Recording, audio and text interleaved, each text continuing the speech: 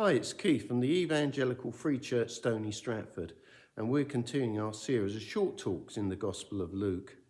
And today we come to Luke chapter 14, verses 1 to 14. It's the Sabbath day, and Jesus has been invited to a prominent Pharisee's home.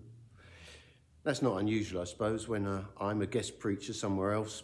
Very often there's dinner later and fellowship, which is great. But this is interesting because we note in the text it says he was being carefully watched. The Pharisees are still trying to suss Jesus out.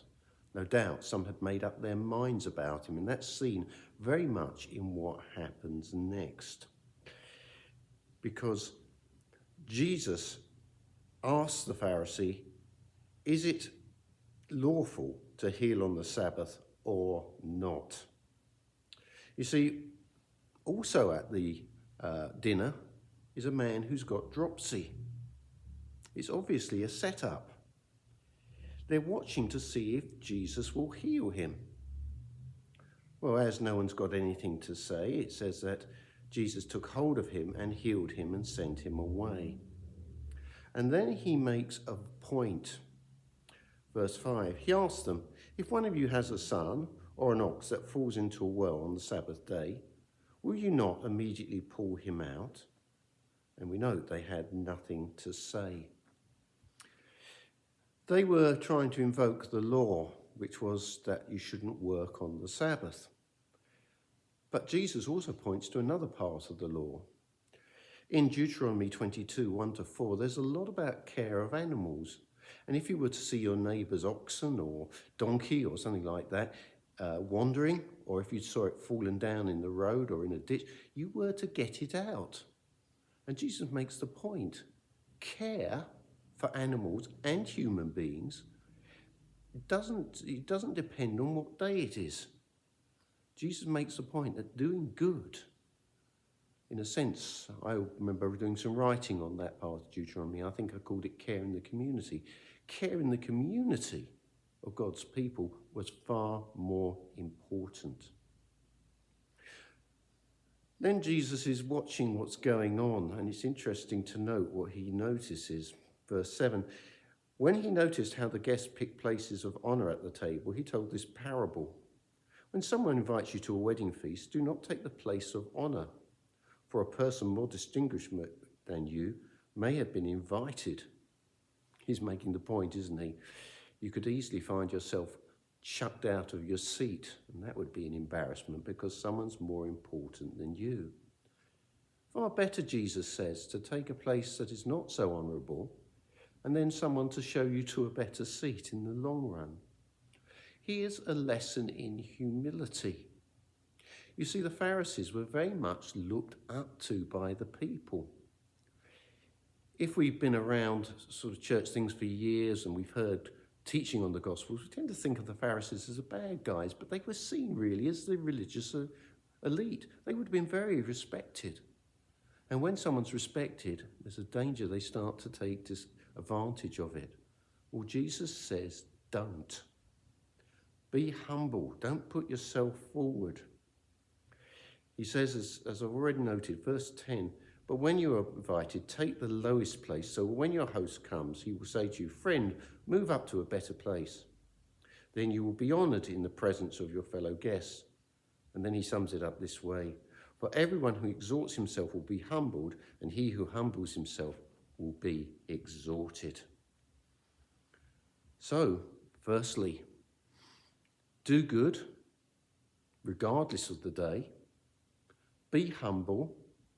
And lastly, Jesus makes a point. Don't think like the world thinks. The last part where Jesus talks about inviting friends and relatives. And what good does that do? They won't invite you back. That's quite nice. I don't think he's against that.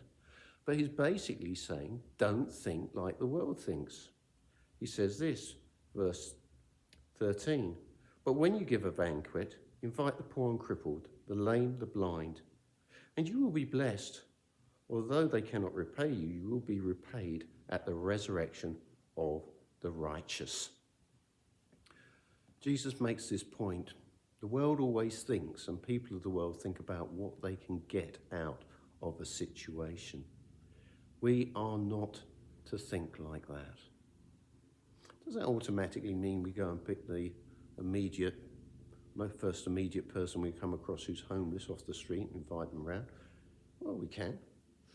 We can give them a sandwich, we can take stuff to them, we can see they've got a meal. But the key thing is a principle here. Don't think in terms of what the world does. The world always thinks about what it will get back. Jesus says, do service for service sake. And Jesus is the ultimate example of that.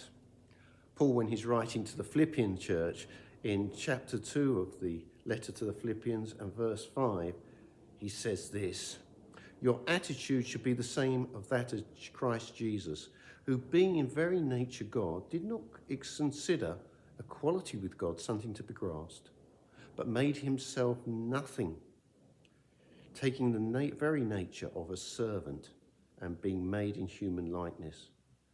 And found in appearance of a man, he humbled himself and became obedient to death, even death on a cross.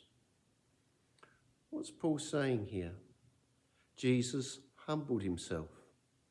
There's that great phrase, isn't there? He whom angels worshipped in a hymn. Well, yes, he whom angels worshipped, became man.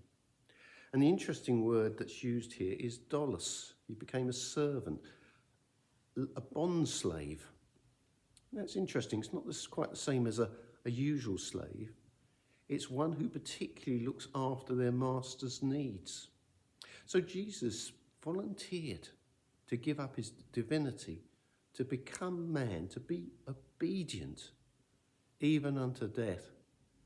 And here's the interesting bit. You can almost hear the shiver in Paul's voice because he says, even death on a cross. Deuteronomy 21:23, cursed is anyone who's hung on a tree. Paul picks that up in Galatians. Jesus becomes a curse for us. He takes our sin. Why?